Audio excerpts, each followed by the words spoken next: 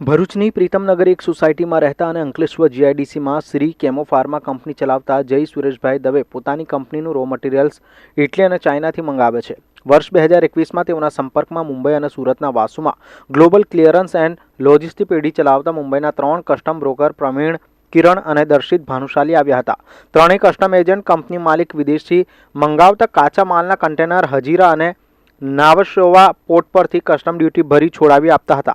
બંને પોર્ટ પરથી આવેલા 6 કન્ટેનરમાં કંપની માલિકે 99,80,000 રૂપિયાનું આરટીજીએસ કરી દીધું હોવા છતાં ભેજાબાજ 3 કસ્ટમ બ્રોકરે માલની કિંમત ઓછી બતાવી ફક્ત 27.03 લાખની કસ્ટમ ડ્યુટી ભરી હતી। બાદમાં કંપની માલિકે જીએસટી ક્રેડિટ ચેક કરતા ઓછી બતાવતા તેમની સાથે 72,86,000ની ઠગાઈ કરાઈ હોવાનું માલુમ પડતા સરકારને પણ ચૂનો ચોપડનાર ત્રણેય ભેજાબાજો સામે ગત તારીખ 24મી નવેમ્બર 2023ના રોજ અંકલેશ્વર જીઆઈડીસી પોલીસ મથકે 1.25 કરોડની કસ્ટમ ડ્યુટી ચોરી અને ઠગાઈની ફરિયાદ નોંધાવાઈ છે। જે ફરિયાદને આધારે પોલીસે તપાસ હાથ ધરી હતી અને મહારાષ્ટ્રના પાનવેલના કુંડેવાડના રામ મંદિર પાસે ભંગારપાડા ખાતે રહેતો export import clearing agent Satish Keshav કટેકરને ઝડપી પાડી વધુ તપાસ હાથ ધરી છે।